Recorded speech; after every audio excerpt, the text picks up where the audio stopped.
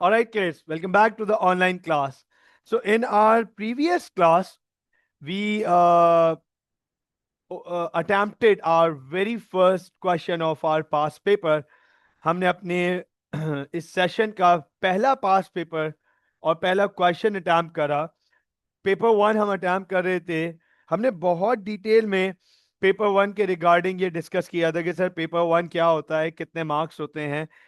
और फिर उसके बाद हमने बाकायदा मार्किंग क्राइटेरिया अंडरस्टैंड किया था कि क्या मार्किंग क्राइटेरिया होता है. वो जो ये जो नंबर, ये जो मार्क्स दिखे हुए हमारे पास, ये किस बेसिस पर होते हैं. Sir what is knowledge, application, analysis, evaluation. हमने बहुत डिटेल में इसके बारे में अंडरस्टैंड किया. राइट, हमने बहुत डिटेल में इस सब चीजों को डिस्कस किया. उसके बाद बाकायदा हमने जो है बाकायदा क्वेश्चन अटेम्प्ट किया. हमने ये सारी चीजें डिस्कस की. उसके बाद हमने बाकायदा एक क्वेश्चन अटेम्प्ट किया, क्वेश्चन स्टार्ट किया. बीकेएच के बारे में था कि सर ये एक large public limited company, 2000 employees हैं इसके, 18 लोकेशंस पे ये एग्जिस्ट करता है. Range of insurance product sell करता है including house and car insurance. BKH के जो शेयर होल्डर्स हैं वो चाहते हैं कि प्रॉफिट इंक्रीज हो.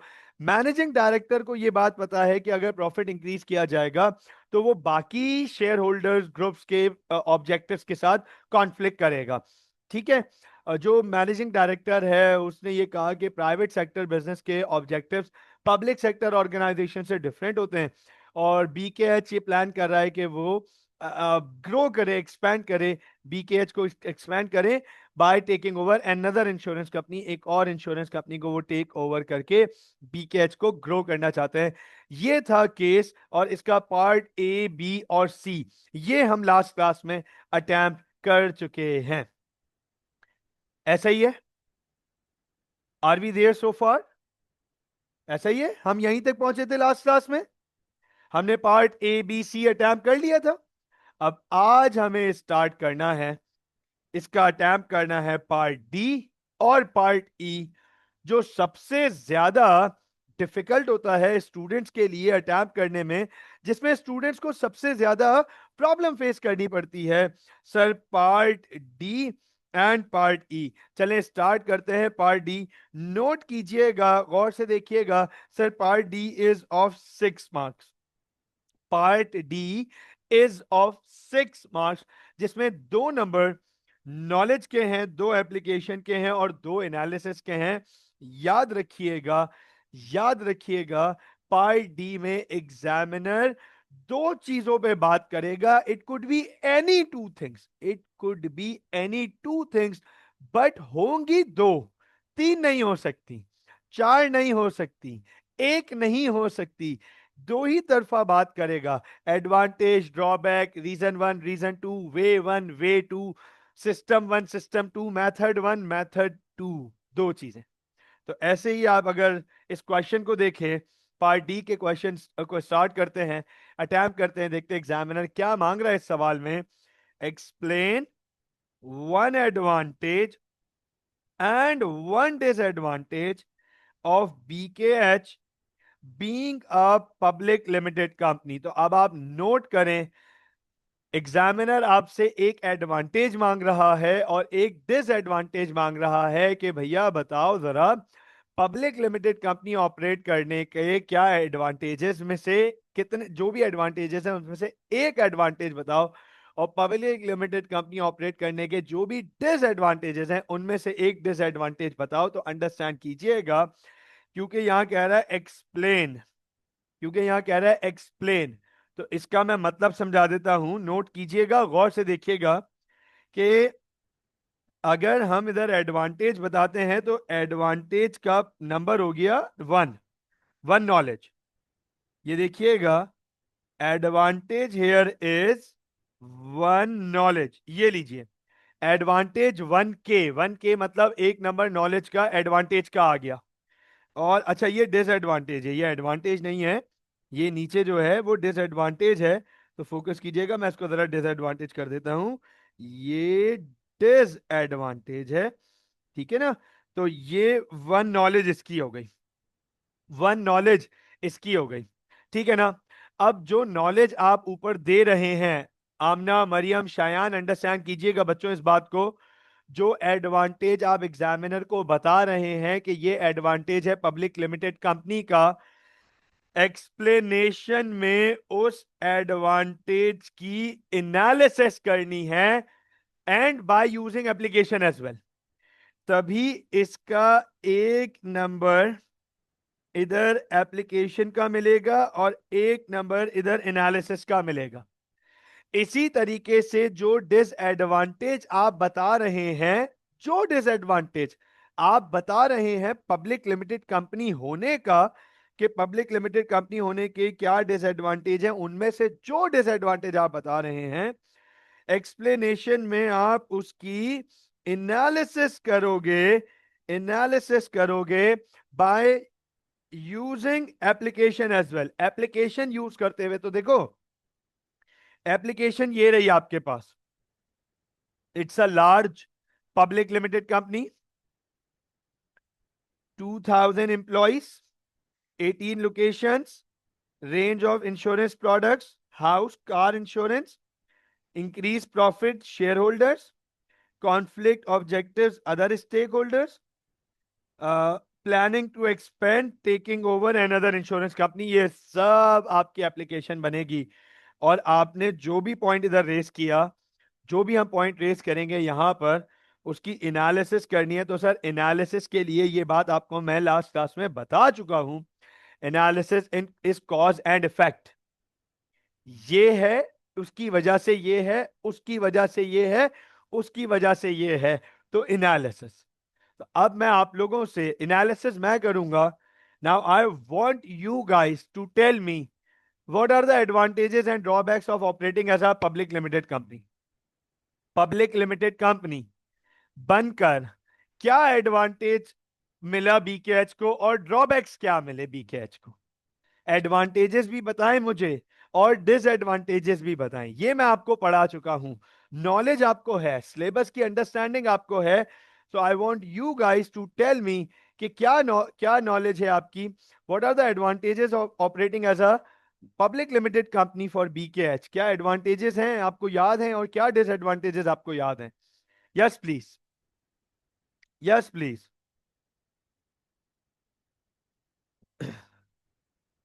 हाँ जी, क्या क्या एडवांटेजेस और ड्रॉबैक्स याद हैं हमें?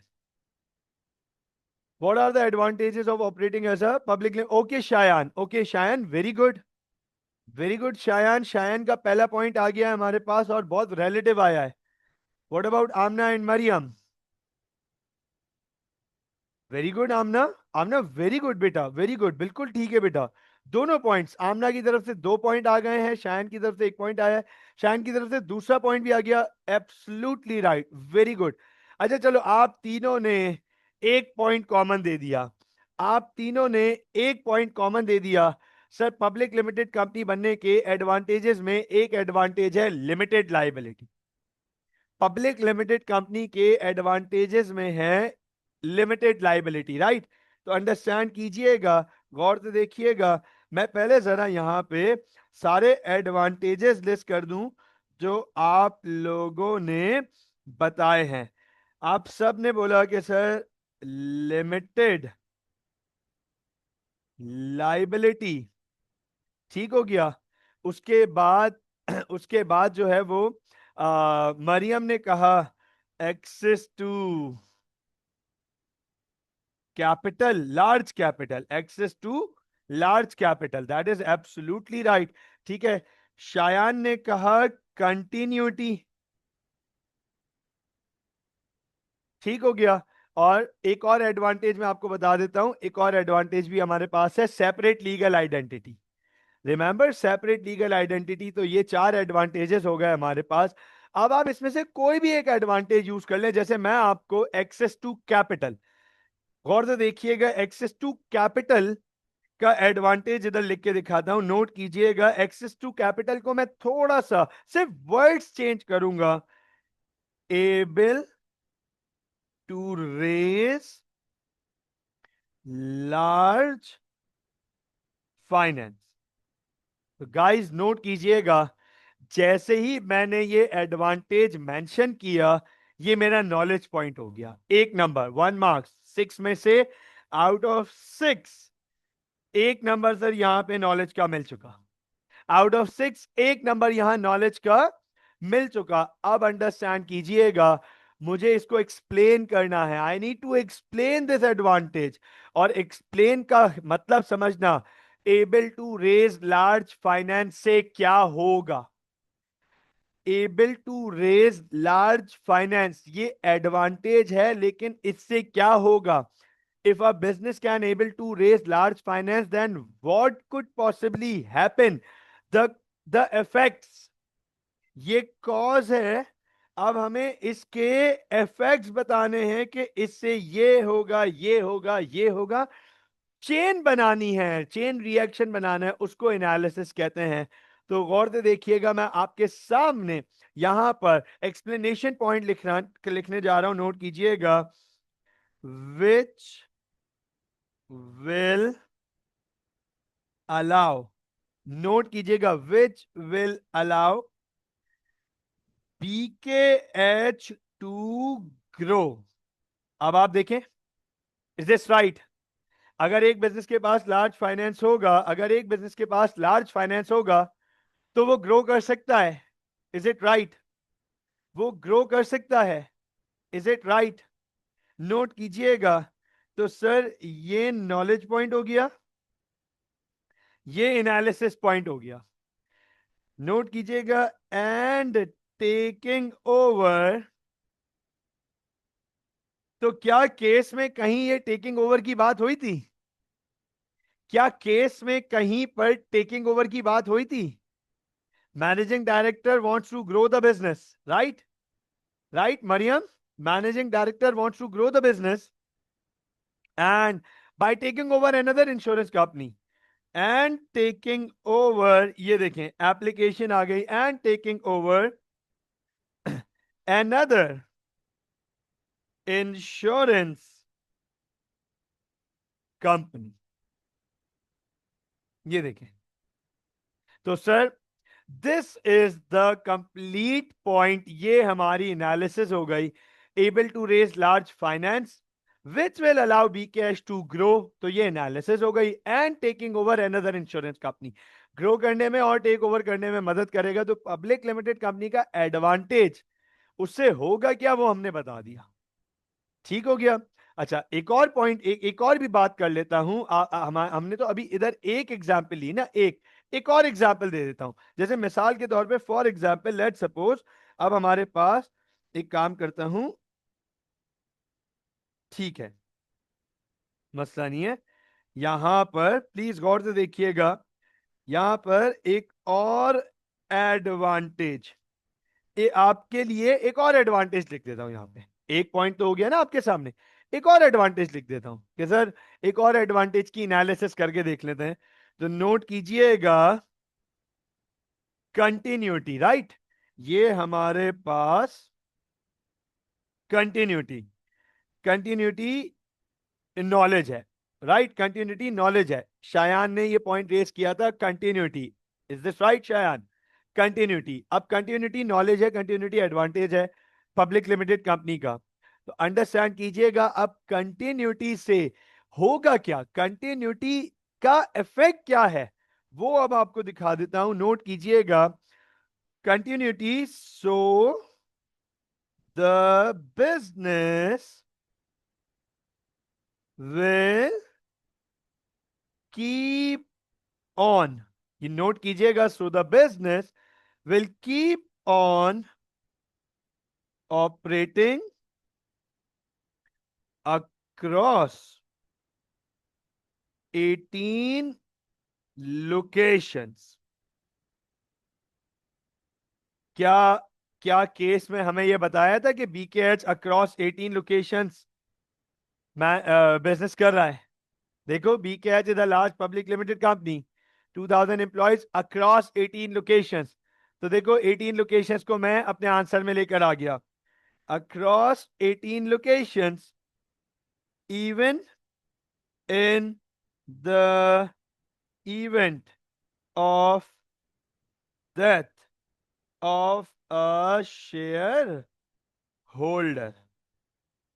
तो अब आप नोट करें, ये पूरा पॉइंट यहां से यहां तक 18 लोकेशंस को हटाकर पूरा पॉइंट एनालिसिस है कि सर कंटिन्यूटी होगी तो इसका मतलब बिजनेस चलता रहेगा, ऑपरेशंस चलाता रहेगा, चाहे शेयर होल्डर की डेथ क्यों ना हो जाए, किसी एक शेयर होल्डर की डेथ क्यों ना हो जाए, चलता रहेगा बिजनेस। अब आप मुझे बताएं, इज दिस क्लियर? समझ आया इफेक्ट कैसे बताना होता है, एनालिसिस कैसे लिख करनी होती है? बात समझ आई? अच्छा, मैं इधर एक चीज इधर इधर एक बात करूंगा। आमना, इज दिस क्लियर बेटा? यहां तक क्लैरिटी है? यहां तक थोड़ी बहुत क्लैरिटी है आपको? आज समझ आया कि एनालिसिस क्या होता है, कैसे करना है एनालिसिस, एप्लीकेशन अपने आंसर में कैसे लेकर आनी है? अच्छा, मैं आप लोगों को एक बात यहां पे बहुत बहुत क्लियरली ये बात बताऊंगा, very clearly, because obviously you guys are coming from O1 attempting 3 papers Urdu Islamiyat PST. ठीक है ना? मेजॉरिटी स्टूडेंट्स आप में से उर्दू इस्लामियात पीएसटी देकर आ रहे होते हैं, तभी आगे वो accounts, business, economics, maths, English ये पेपर दे रहे होते हैं O2 में। कहीं पे ये O3 होता है, कहीं पे ये O2 होता है। बहरहाल ओ लेवल्स का last year and O levels का फर्स्ट ईयर मैं यूं कंसिडर कर लेता हूं। तो ओ लेवल्स का फर्स्ट ईयर आप देकर आ रहे हो तो उर्दू इस्लामियात पीएसटी में। Very unfortunately, the system is the paper pattern or the system is designed of those 3 subjects in such a way that you have to write lengthy answers. We know that, we know this, even I know this, कि Urdu सामियात PST के paper इस तरीके से design हुआ होता है और जो मार्किंग क्राइटेरिया है वो इस तरीके से बनाया गया है कि you have to write lengthy answers. वहां लेंथ पे बात होती है। बिजनेस में ओके ओके, हम ना मसला नहीं है, मैं इसीलिए अपडेट कर रहा हूं कि ऐसा आम तौर पे होता है, आम तौर पे। हाँ, हमारे पास ये प्रॉब्लम आती है जब बिजनेस में स्टूडेंट आता है, वो क्योंकि उर्दू इस्लामियत पीएससी देकर आया हुआ होता है, उनके पेपर्स होते हैं लेंदी, उनके क्वेश्चंस होते हैं बड़े बड़े, और वो उनका उनका सिलेबस और पेपर पैटर्न इस तरीके से डिजाइन किया गया है कि students have to write in lengths. वहां वो वाला गेम है, sir extra sheet please, sir extra sheet, मैंने तो 3 शीट भर दी हैं। वहां पे वो वाला गेम है, यहां पे नहीं है। Business is not at all like this, not at all. यहां आपको हाफ लाइन में भी पूरा मार्क मिल जाएगा अगर आपके पॉइंट्स पूरे हैं।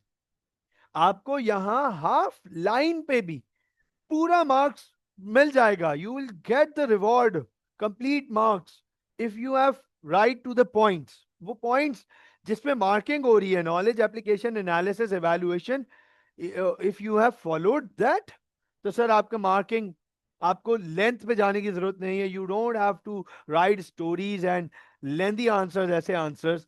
इधर keep it straight and simple, you have to just keep it straight and simple, that is it. तो अब आप देखो, आपके पास मैंने 2 एडवांटेजेस इधर मेंशन कर दिए। चलो मुझे जल्दी से ये बताओ, limited company, public limited company के ड्रॉबैक्स क्या हैं, डिसएडवांटेजेस क्या हैं? What are the drawbacks? what are the drawbacks, what are the disadvantages of operating as a public limited company? Oh very good, very good Mariam. मेरे ख्याल से मरियम जो है वेट करके बैठी हुई थी कि जैसे ही सर पूछेंगे मैं ये वाला पॉइंट तो लिखूंगी, and it's an absolutely beautiful point. Shayan बिल्कुल ठीक है बेटा, बिल्कुल ठीक, क्या बात है आमना, वेरी गुड। तो देखो, आ, चलो मैं इधर इधर इधर बता देता हूं। स्ट्रिक्ट, आमना ने कहा strict regulatory compliance, that means Amna high legal formalities, यही exactly word to word Maryam और शायान ने मेंशन किया है, हाई लीगल फॉर्मेलिटीज। इसके बाद फिर मरियम ने बोला low financial secrecy, absolutely right, very low financial secrecy, होगी नहीं, ना होने के बराबर होगी। फिर आमना कह रही है sir high cost and complexity, obviously yes, high, very high cost of legal and financial advisors, and that is true, that is true, that is true कि पब्लिक लिमिटेड कंपनी के लिए बहुत ज्यादा फाइनेंशियल और लीगल एडवाइजर्स की जरूरत होगी तो जाहिर सी बात है कॉस्ट बढ़ जाएगी। एंड आमना ने एक पॉइंट इधर रेस किया हुआ है जो कि शायान ने भी बोला है। आमना कह रही है पोटेंशियल लॉस ऑफ कंट्रोल, और इसमें शायान ने बोला risk of take over, risk of take over. मुझे ये बताएं, क्या हमने पब्लिक लिमिटेड कंपनी के टाइम ये ड्रॉबैक्स पढ़े थे? हाँ जी, क्या हमने पब्लिक लिमिटेड कंपनी के टाइम ये ड्रॉबैक्स पढ़े थे? यस सर, बिल्कुल पढ़े थे, है ना? तो अब एक काम करते हैं, इन्हें अपने आंसर में यूज करते हैं, इन्हें अपने आंसर में यूज करते हैं और रिमेनिंग 3 मार्क्स उठाते हैं एग्जामिनर से। अब तक हमें 3 मार्क्स मिल चुके हैं, एज ऑफ राइट नाउ हमें अब तक 3 मार्क्स मिल चुके हैं, राइट? तो अब हम डिसएडवांटेज के 3 नंबर उठाते हैं। तो नोट कीजिएगा, सबसे पहला ड्रॉबैक जो हमारे पास लिखा हुआ है, वेरी हाई लीगल फॉर्मेलिटीज। तो नोट कीजिएगा सर, ये नॉलेज पॉइंट हो गया। नोट कीजिएगा सर, ये नॉलेज पॉइंट हो गया। वेरी हाई लीगल फॉर्मेलिटीज, इसको आप किसी भी वर्ड्स में बोलो, जैसे आमना ने इधर यूज किया हुआ है स्ट्रिक्ट रेगुलेटरी कंप्लाइंस 100%, बिल्कुल ठीक है बेटा। या आप बोलो need to many legal formalities to follow, it's all same. अब हमें इसकी एक्सप्लेनेशन बतानी है कि भाई very high legal formalities follow करने से क्या होगा, इससे क्या होगा। ये वेरी हाई लीगल फॉर्मेलिटीज हैं, तो इससे क्या होगा एप्लीकेशन में रहते हुए। तो नोट कीजिएगा, गौर से देखिएगा, which increases running cost, and that is very true, that is very true. Soul trader और पार्टनरशिप में, सोल ट्रेडर और पार्टनरशिप में बहुत ज्यादा लीगल फॉर्मेलिटीज नहीं होती, तो वहां रनिंग कॉस्ट रिलेटिवली लोअर होती है पब्लिक लिमिटेड कंपनी के मुकाबले, जहां लीगल फॉर्मेलिटीज बहुत ज्यादा हैं। ये भी फाइल करो, ये डॉक्यूमेंट साइन करो, ये फॉर्मेलिटी पूरी करो, ये डॉक्यूमेंट पब्लिश करो, इस डॉक्यूमेंट के बैकग्राउंड पे क्योंकि पब्लिश होना है, क्योंकि इनका पब्लिक लिमिटेड कंपनी का डाटा बाहर मार्केट में जाता है, लोगों के पास जाता है, स्टेक होल्डर्स के पास जाता है। तो सर उस डाटा को, उस सिस्टम को बड़ा ट्रांसपेरेंट होना पड़ता है। ट्रांसपेरेंट बनाने के लिए जो कॉस्ट उनको बेयर करनी पड़ती है सर, वो रनिंग कॉस्ट बढ़ जाती है उनकी। इससे क्या होता है, नोट कीजिएगा, 10 affecting, 10 affecting shareholders looking to increase profit. ये देखें, और ये हो गई एप्लीकेशन। देखें जरा, अब आप देखें लीगल फॉर्मेलिटीज बहुत हाई हैं पब्लिक लिमिटेड कंपनी की सर, जिसकी वजह से रनिंग कॉस्ट बढ़ जाएंगी। जब इनकी रनिंग कॉस्ट बढ़ जाएंगी तो जाहिर सी बात है ये डायरेक्ट किसको अफेक्ट करेगा, शेयर होल्डर्स को। वो शेयर होल्डर्स जो कि ऑलरेडी प्रॉफिट बढ़ाने का सोच रहे हैं, प्रॉफिट बढ़ाने के लिए वेट कर रहे हैं, देख रहे हैं, they are looking, they want to increase profit. Sir affect हो गए ना, जब कॉस्ट बढ़ेगा बिजनेस का तो प्रॉफिट कम होगा। अब आप मुझे बताएं, हमने इसमें नॉलेज भी दे दी, एनालिसिस भी दे दी, एप्लीकेशन भी दे दी, हो गए तीनों पॉइंट्स कवर हो गए, हो गए तीनों पॉइंट्स कवर हो गए। Done sir, we are done. ये हो गए 6 नंबर, ये हो गए 6 मार्क्स। आप देखो, हमने हमने बिल्कुल टू द पॉइंट लिखा है, नथिंग, कोई च्युइंगम नहीं करनी आंसर में। मैं आपको मैं आपको एक और डिसएडवांटेज भी लिख देता हूं, मैं आपको यहां पर एक और डिसएडवांटेज भी लिख देता हूं, ताकि आपको बहुत अच्छे से क्लियर हो जाए कि ओके, एनालिसिस ऐसे करनी होती है, एप्लीकेशन ऐसे यूज करनी होती है। आज आपके लिए, आज प्रोबेबली शायद आपकी लाइफ में पहली दफा बिजनेस का पेपर आपके सामने इस तरीके से मौजूद है और आप एनालिसिस और एप्लीकेशन का यूज कर रहे हो। एम आई राइट? एम आई राइट? क्या आप बिल्कुल पहली दफा पार्ट डी अटेम्प्ट कर रहे हो पास पेपर का, या इससे पहले अटेम्प्ट किया हुआ है? Have you ever attempted this type of question part D before? है ना? या ऐसे ही है ना? अच्छा आमना, आप कह रही हैं I have done it before. Amna, अब आपको क्लैरिटी मिल गई इन अ डिफरेंट मेथड, अब क्लैरिटी मिल गई। This is how we will be following the answer pattern.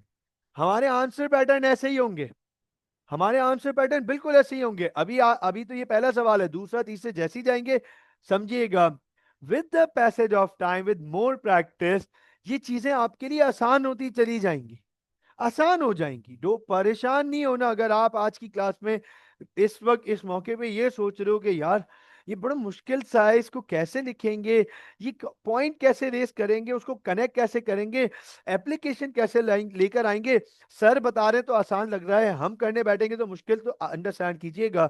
Yes I agree with that कि सर करा रहे हैं आसान लग रहा है, हम करने बैठेंगे तो मुश्किल लगेगा। अभी मुश्किल लगेगा, with the passage of time and with practice इंशाल्लाह ये बहुत आसान हो जाएगा। आपके लिए एक और डिसएडवांटेज पेशे खिदमत है, नोट कीजिएगा, रिस्क ऑफ टेक ओवर। यही पॉइंट बताया था, यही पॉइंट बताया था, रिस्क ऑफ टेक ओवर। ये देखो, रिस्क ऑफ टेक ओवर, तो रिस्क ऑफ टेक ओवर, ये नॉलेज आ गया हमारे पास, रिस्क ऑफ टेक ओवर, ये नॉलेज आ गया हमारे पास। अब अंडरस्टैंड कीजिएगा, हमें इसकी एनालिसिस करनी है कि रिस्क ऑफ टेक ओवर से क्या होगा। नोट कीजिएगा, विच could change the culture and objectives of, क्या नाम है इसका, BKH, ऑफ BKH। अच्छा मैंने लास्ट टाइम भी ये बताया था आप लोगों को, name of the organisation is not application. BKH application नहीं है, बीकेएच एप्लीकेशन नहीं है, बीकेएच इज नॉट एप्लीकेशन, ये मैं बहुत क्लियरली बता दूं। बीकेएच इज नॉट एप्लीकेशन, बीकेएच एप्लीकेशन नहीं है। बीकेएच में है क्या, वो एप्लीकेशन है। आप बीकेएच की जगह इसका नाम XYZ रख दो, वर्किंग वही रहेगी, नाम चेंज हो गया। तो एप्लीकेशन नाम की नहीं, काम की है। तो सर ये आ गया एनालिसिस पॉइंट, ये आ गया एनालिसिस पॉइंट, दस affecting 2000 employees, 2000 एम्प्लॉइज एप्लीकेशन है, ये लीजिए, ये लिखा हुआ इधर से बताया था कि BKH हैज 2000 एम्प्लॉइज। अब आप देखिए 2000 एम्प्लॉयज एप्लीकेशन है, तो आप नोट करो, रिस्क ऑफ टेक ओवर। आपको मैंने ये बात बताई थी कि public limited companies are very open to take over, take overs हो सकते हैं। मतलब किसी ने 50.01% शेयर्स खरीद लिए, तो सर टेक ओवर हो गया। अब वोटिंग होगी तो उसके वोट मेजॉरिटी में है 50.01, जो बाकी पार्टीज हैं वो मिलाकर 49.99 हो रही हैं, तो 50.01 इज क्लियर मेजॉरिटी, मेजॉरिटी आ गई उसके पास। अंडरस्टैंड कीजिएगा, जब टेक ओवर चेंज होता है, जब टेक ओवर होता है, अंडरस्टैंड कीजिएगा, जब टेक ओवर होता है तो ऑब्वियसली नई मैनेजमेंट आती है, and with new management comes new mindset. New mindset means new objective and new culture. Organisation में चेंजेस आएंगी, तब्दीली आएंगी, ऑर्गेनाइजेशन का वर्क एथिक्स चेंज होगा, मोरल चेंज होगा, मोटिव चेंज होगा, डायरेक्शन चेंज होगी, कल्चर चेंज होगा, डिसिप्लिन चेंज होगा, कोड ऑफ कंडक्ट चेंज होगा। तो सर सीधे सीधे 2000 एम्प्लॉयज अफेक्ट हो जाएंगे ना। वो तो पुराने मेथोडोलॉजीज पे थे, पुरानी मैनेजमेंट के साथ थे, पुराने कल्चर पे थे। अब मैनेजमेंट टेक ओवर होगा तो अफेक्ट किस पे पड़ेगा, 2000 एम्प्लॉयज के ऊपर। ये एप्लीकेशन हो गई।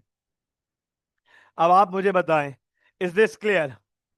आप नोट करो, पार्ट डी में एग्जामिनर ने हमसे 6 मार्क्स का पार्ट डी था, हमने 12 नंबर उठा लिया यहाँ पे। हाँ हमने 12 मार्क्स उठा लिए, हमने 2 एडवांटेज और 2 डिसएडवांटेज बताए। एक एक मांगा था मैंने आपके लिए, 2 एडवांटेज और 2 डिसएडवांटेज बता दिए। मुझे बताएं अब बच्चों, ये क्लियर है? Yes please, Amna, Mariam, Shayan, is that clear guys? Yes please, यहां तक क्लियर है? यहां तक कोई प्रॉब्लम तो नहीं? Perfect, perfect, perfect. चलें अब आगे चलते हैं, पार्ट ई की बात करते हैं। तो नोट करो, ये मैं लास्ट क्लास में आपको ये बात बता चुका था। आमना, आमना बेटे, यहां तक क्लैरिटी है? यहां तक क्लैरिटी है? ऑलराइट, आगे चलते हैं। परफेक्ट, आगे चलते हैं कि सर पार्ट ई 6 मार्क्स का, पार्ट ई 6 मार्क्स का। और ये मैं आपको बता चुका हूं कि सिंस 2023 पार्ट ई जनरल क्वेश्चन होता है, ये केस स्पेसिफिक क्वेश्चन नहीं होता, इसलिए यहां एप्लीकेशन के कोई मार्क्स नहीं है, इसलिए यहां एप्लीकेशन के कोई मार्क्स नहीं है, ये जनरल है। एप्लीकेशन के कोई नंबर नहीं है, ये जनरल है। अब आप नोट करो, इसमें 2 नॉलेज है, 2 एनालिसिस है और 2 इवैल्यूएशन है। ये 6 मार्क्स जो है, 2 नॉलेज, 2 एनालिसिस और 2 इवैल्यूएशन। और इवैल्यूएशन लास्ट टाइम बता चुका हूं, it's conclusion, it's a recommendation, it's a judgement, it's a justification. Sir ये कंक्लूजन है, ये रिकमेंडेशन है, ये जजमेंट है, ये जस्टिफिकेशन है। हमें जस्टिफाई करना है, हमें कंक्लूड करना है, हमें रिकमेंड करना है, हमें हमें हमें हमें जजमेंट देना है अपना। तो अंडरस्टैंड कीजिएगा, वो इवैल्यूएशन कहलाता है। तो जो पार्ट ई है वो ओपन होता है। ओपन का मतलब ये सवाल बीकेएच से रिलेटेड नहीं होगा, इस सवाल का बीकेएच से कोई ताल्लुक नहीं होगा। Do you think a partnership is the best form of business organization for a new business? देखो क्या लिखा है, वर्ड पे फोकस कीजिएगा, everyone focus on this word. क्या लिखा है? जस्टिफाई, जस्टिफाई, ये रहा जस्टिफिकेशन, ये रहा जस्टिफिकेशन। अब सवाल का कॉन्टेक्स्ट, बच्चों सवाल जनरल है लेकिन कॉन्टेक्स्ट है न्यू बिजनेस। आपको नए बिजनेस के रिगार्डिंग अपना जवाब बताना है, अपना ओपिनियन बताना है। एग्जामिनर पूछ रहा है आपको क्या लगता है कि एक नए बिजनेस के लिए क्या पार्टनरशिप सबसे बेस्ट फॉर्म है, और इसको जस्टिफाई। अब आप अंडरस्टैंड कीजिएगा, मेरा आप लोगों से एक सवाल है, इस सवाल के कितने एंगल्स बन सकते हैं? हाँ भाई, सवाल है एक नए बिजनेस के लिए क्या पार्टनरशिप सबसे बेस्ट फॉर्म है, आपको क्या लगता है? जस्टिफाई करें। तो मुझे एक बात बताओ, इस सवाल के आंसर के कितने एंगल्स बन सकते हैं? How many angles? How many angles? What do you guys think? Very good Maryam, very good बेटा। Shayan, very good, very good, very good. ये भी बता दो कौन कौन से। Amna, what do you think? इस सवाल के जवाब के कितने एंगल्स बन सकते हैं हमारे पास? How many angles? मरियम और शायान ने बिल्कुल करेक्टली बता दिया कि सर 2 एंगल्स, 2 एंगल्स बन सकते हैं इस जवाब के, yes and no. Mariam, advantage disadvantage yes and no में ही आएगा, एडवांटेज और डिसएडवांटेज यस एंड नो में ही आएगा। तो अंडरस्टैंड कीजिएगा, सर इस सवाल के 2 एंगल बन सकते हैं, yes and no. Yes, partnership is the best form of business organization for a new business. Yes. अब बात दूसरा हो सकता है, no, partnership is not the best form of business organisation for a new business. अब understand करना, yes, yes पे focus है तो एडवांटेजेस पे फोकस होगा कि पार्टनरशिप के एडवांटेजेस बताओ। Yes, partnership is the best form of business organisation because, understandable, ये बात समझ आई? बात होगी यस, पहला पॉइंट है, पहला एंगल है हमारा yes. Yes, partnership is the best form of business organisation. Yes, पहला पॉइंट बन सकता है हमारा, या पहला एंगल हमारे जवाब का बन सकता है yes. Yes, partnership is the best form of business organisation for a new business. तो आंसर को सपोर्ट करेंगे एडवांटेजेस के थ्रू, एडवांटेजेस के थ्रू। नोट कीजिएगा, दूसरा एंगल बन सकता है no, no, partnership is not the best form of business organisation for a new business. तो आंसर को सपोर्ट करेंगे डिसएडवांटेजेस के थ्रू। बात समझ आई? इस आंसर के 2 एंगल्स हैं, इस आंसर के दो एंगल्स हैं। तो सर पहला एंगल है हमारे पास, पहला एंगल है हमारे पास यस, उसे सपोर्ट करेंगे एडवांटेज के थ्रू। दूसरा नो, तो उसे सपोर्ट करेंगे डिसएडवांटेजेस के थ्रू। नाउ अब हम इस पे बात लिखने जा रहे हैं, फोकस कीजिएगा। तो अब आप मुझे बताएं जरा कि what do you guys think, क्या आपको क्या लगता है एक नए बिजनेस के लिए इस partnership the best form? What do you guys think? What do you guys think? क्या लगता है आप लोगों को? What do you guys think? क्या लगता है आप लोगों को? Do you guys think that advantage, yes yes, partnership is the best form of business organization for a new business? Or do you think no sir, partnership is not the best form of business organization for a new business? Acha, Mariam right now is saying sir it depends, it depends. अच्छा, ये बात fact है, ये बात 100% fact है कि it depends.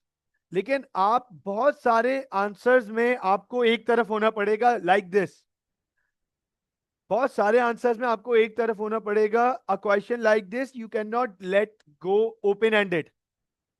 It depends वाला part open ended हो जाता है। It is one of the method of evaluation, yes it is one of the method of evaluation. हाँ आमना एग्जैक्टली यही वाली बात है। For a new business no, but it has its advantages and disadvantages. तो advantage और disadvantage पे तो बात करनी ही करनी है। एंड में अपना जजमेंट भी तो देना है कि yes sir it is the best form, no sir it is not the best form. तो चले मैं आपके सामने आंसर लिखने जा रहा हूं, नोट कीजिएगा, फोकस कीजिएगा। 6 मार्क्स में, 6 मार्क्स में two knowledge, two analysis and two evaluation, ये हमारे पास two knowledge, two analysis, two evaluation, ये हमारे पास मार्किंग है। तो गाइस मैं आपके सामने आंसर लिखने जा रहा हूं, फोकस कीजिएगा किस तरीके से आंसर को कंप्यूट करूंगा। आप गौर से देखिएगा, नोट कीजिएगा।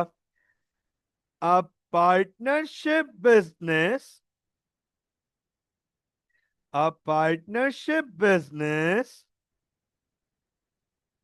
Has more ideas and skills, has more ideas and skills। मुझे ये बताएं, is it an advantage of partnership? Just what I have written right now, is this an advantage of a partnership business? कि partnership business के पास relatively ज्यादा ideas और skills होते हैं obviously as compare to the sole trader.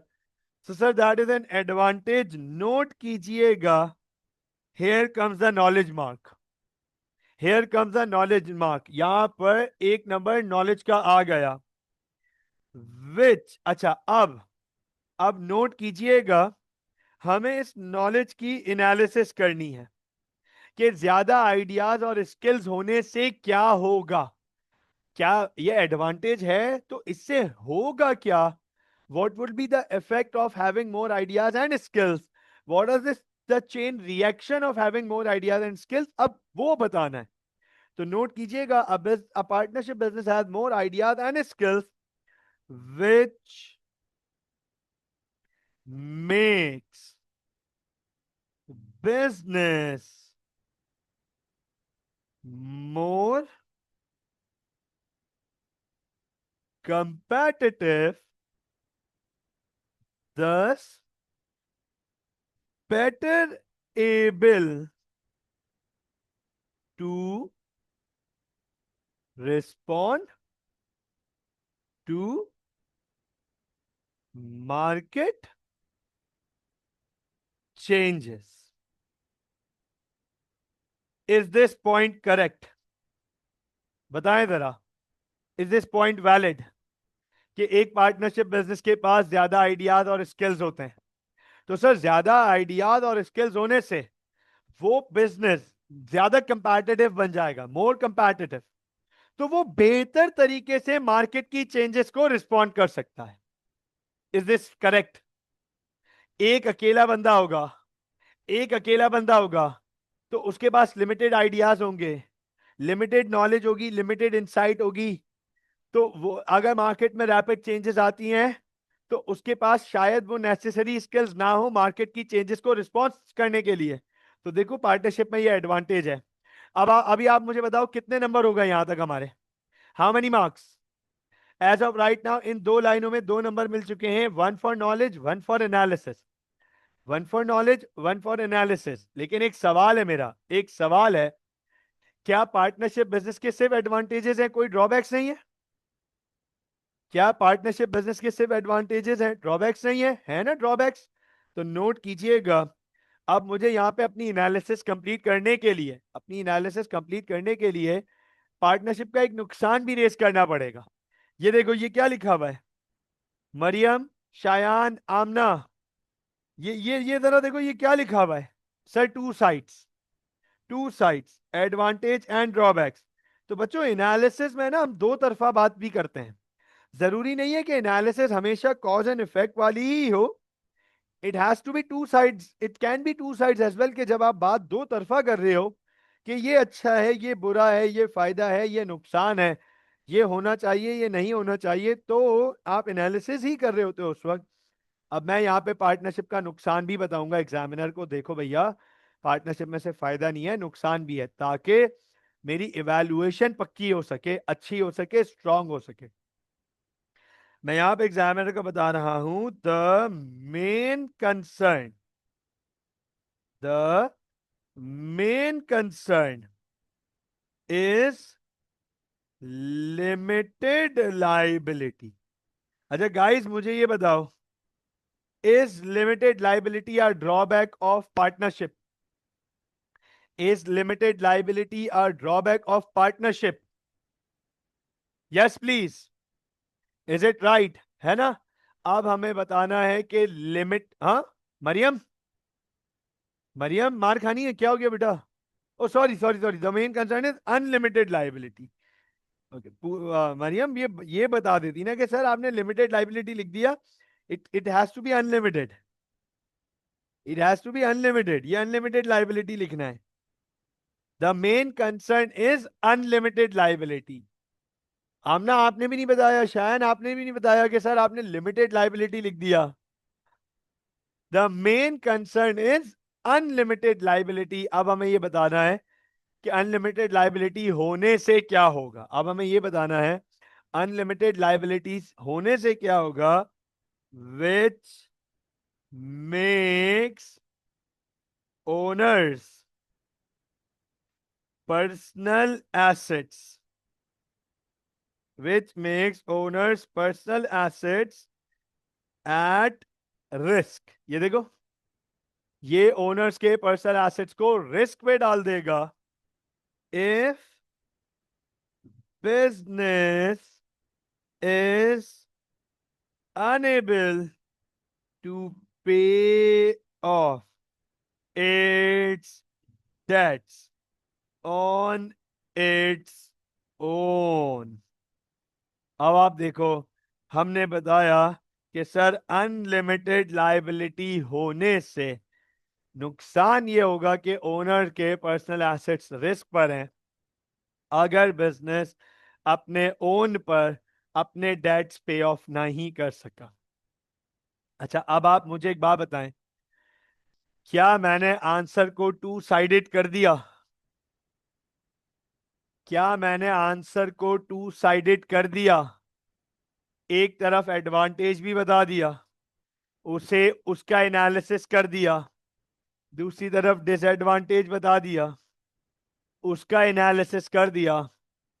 बताएं how many marks do I have occupied so far? कितने marks achieve हो चुके हैं एज ऑफ राइट नाउ? कितने मार्क्स अचीव हो चुके हैं एज ऑफ राइट नाउ?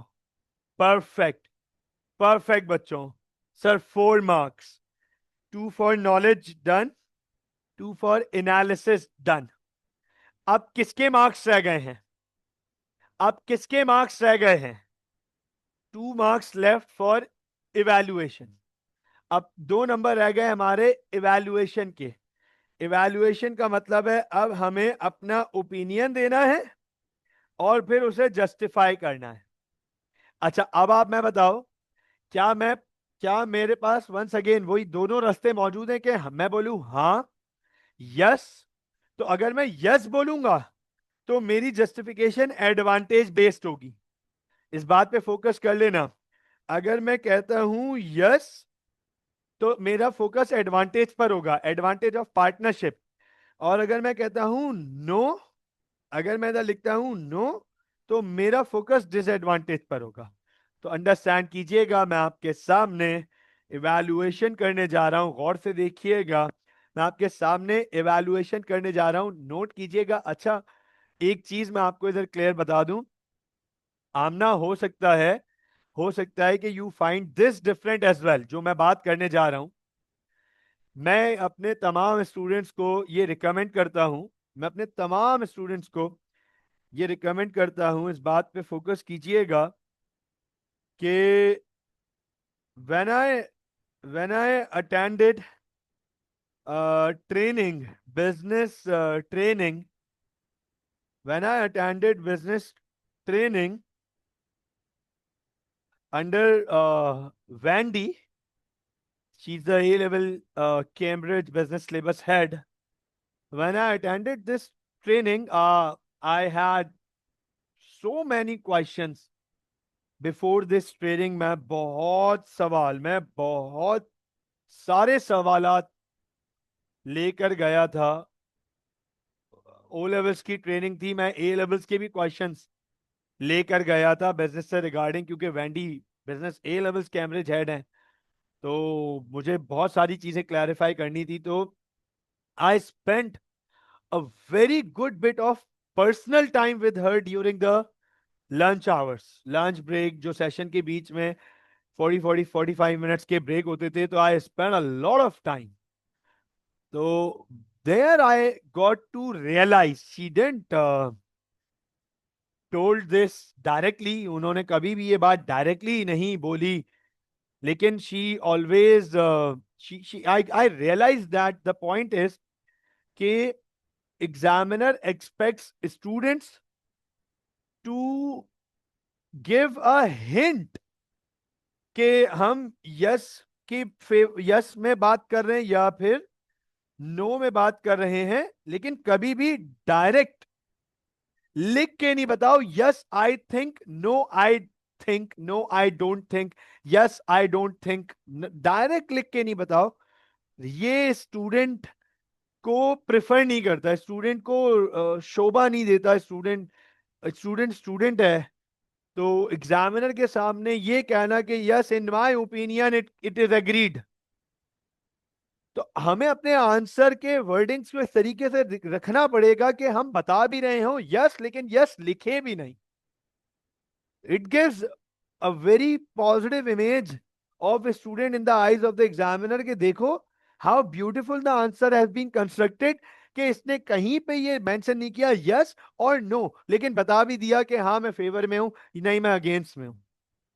तो अब आप देखें, मैं आपके सामने इवैल्यूएशन बिल्कुल उसी लेवल पे करूंगा कि आप पढ़ेंगे, आपको समझ आ जाएगा कि आंसर किस फेवर में जा रहा है, किस डायरेक्शन में जा रहा है, किस चीज किस पॉइंट को सपोर्ट कर रहा है। लेकिन यस और नो जैसा word, I think, in my opinion जैसी कोई चीज नहीं लिखी हुई होगी। नोट कीजिएगा, गौर से देखिएगा मैं क्या लिखने जा रहा हूं, फोकस कीजिएगा, ये देखिएगा जरा। Partnership, partnership is a better form than limited company. अब आप देखो, पढ़ते ही देन लिमिटेड कंपनीज, पढ़ते ही एग्जामिनर को पता चल गया कि इवैल्यूएशन जो है ना, कंक्लूजन, वो पार्टनरशिप के फेवर में है, वो पार्टनरशिप के फेवर में है। तो partnership is a better form than limited companies as it involves very less legal formalities. Is it right? ये बात हमने पहले भी पढ़ी कि सर पार्टनरशिप में वेरी लेस लीगल फॉर्मेलिटीज होती है, ना होने के बराबर लीगल फॉर्मेलिटीज हैं। मेरा आंसर एडवांटेज पर है। क्योंकि मैं पार्टनरशिप को फेवर कर रहा हूं, मेरा फोकस एडवांटेज पर है, नोट कीजिएगा। 10 इनेबलिंग। अब इससे होगा क्या?